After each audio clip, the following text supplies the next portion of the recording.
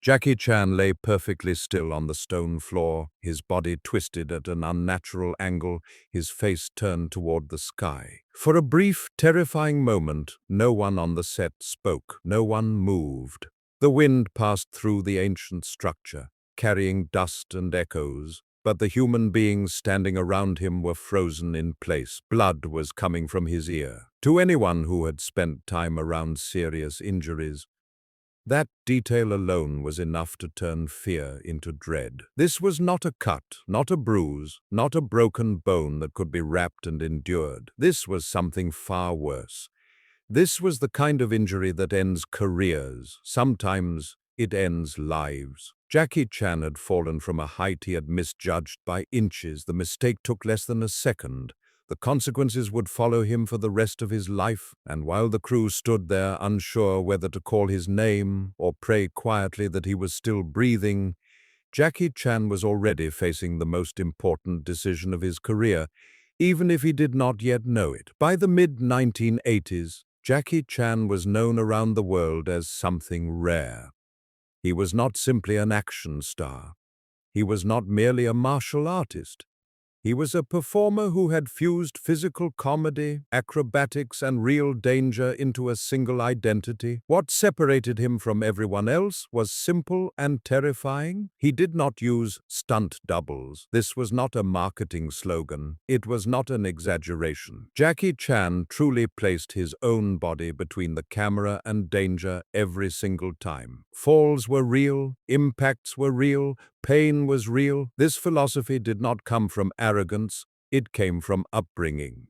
As a child trained at the China Drama Academy in Hong Kong, Jackie learned discipline through punishment. Long hours, physical exhaustion, repeated failure. His teachers believed that pain created excellence.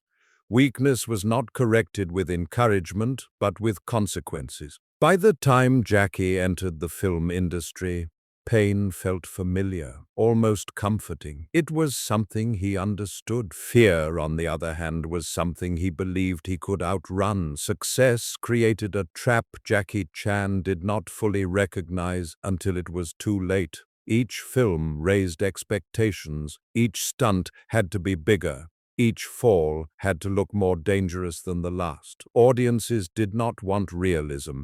They wanted escalation. Producers knew this. Jackie knew it too. He understood that if he ever stopped pushing himself, someone younger, faster, and more reckless would take his place.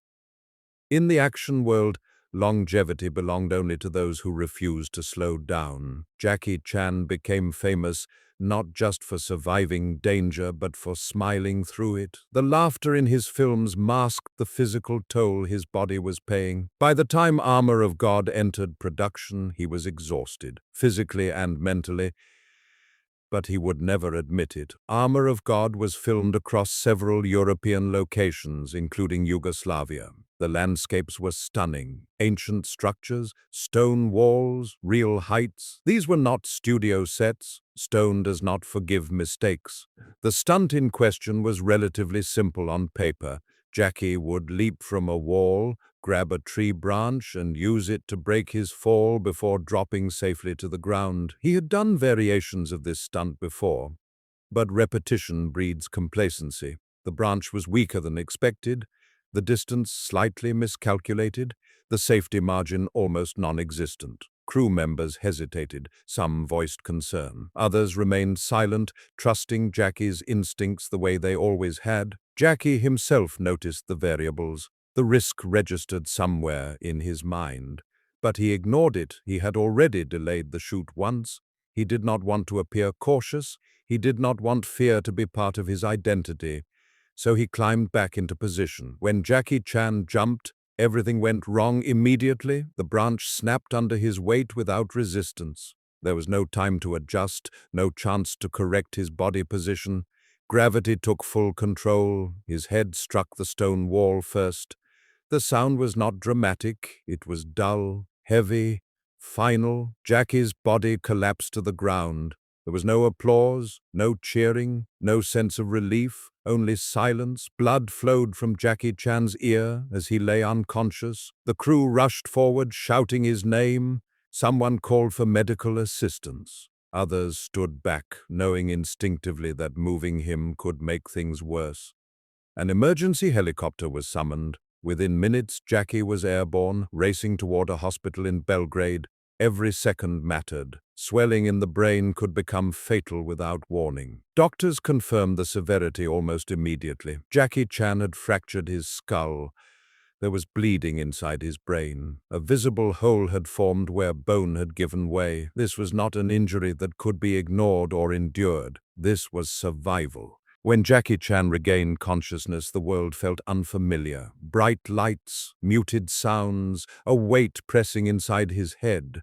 Doctors explained the situation carefully, but the message was clear. Another injury like this could kill him. Permanent damage was a real possibility. Even speaking normally was not guaranteed. Jackie listened quietly. Then he asked a question that stunned everyone in the room. Did we get the shot? It was not a joke. It was instinct. Decades of conditioning had trained him to prioritize the film above his own body. Pain had always been secondary, fear had always been dismissed, but this time, something was different. For the first time, the cost was undeniable. Lying in that hospital bed, Jackie Chan began to understand something he had never allowed himself to consider. He had confused bravery with defiance. He had believed that ignoring limits was strength, that refusing to slow down was proof of commitment, that fearlessness was the highest form of professionalism. But none of that mattered if he did not survive long enough to continue. The realization was quiet, uncomfortable. Jackie was not invincible, and more importantly, he had been risking his life not purely for art, but to satisfy an expectation he himself had helped create. Doctors warned him clearly his career could continue, but only if his approach changed. Jackie Chan did not respond with dramatic declarations or public statements. There was no press release, no announcement. Instead, he made a private decision. He would still perform his own stunts, but never again without structure, never again without planning, never again to satisfy ego. Risk would now serve the story, not pride. This decision did not make him weaker, it made him precise. Jackie Chan eventually returned to complete armor of God. He did not hide the injury. The scar on his head became visible proof of what had happened. He spoke openly about it, not as a badge of honor, but as a warning. This transparency was unusual in an industry that glorified recklessness. Jackie wanted people to understand the truth. Real courage is not ignoring danger. It is understanding it. After the accident, Jackie Chan's work evolved. Stunts became more calculated, comedy became more refined, action became safer, but no less impressive. Audiences did not notice the shift consciously, but Jackie did. He was no longer fighting time. He was working with it. Most people believe Jackie Chan's greatness came from how much pain he could endure, but the deeper truth is more difficult to accept. His legacy was shaped by the moment he chose restraint over pride. So when the moment comes, when proving yourself demands everything, will you listen to the warning before the fall, or will you wait until the ground makes the decision for you? Because sometimes survival is the bravest stunt of all.